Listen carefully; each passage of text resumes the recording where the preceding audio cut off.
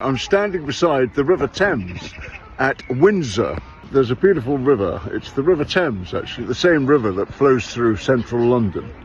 And we are today feeding the birds. And so there are many seagulls, there are swans, which are royal birds, and a few ducks and some geese. So this is the River Thames. Those are the birds and ducks and geese and swans, seagulls. And over in the distance there you'll see Windsor Castle, which was originally built by William the Conqueror, or he's also known as the Duke of Normandy, and is now the residence of the King of England, or one of his residences.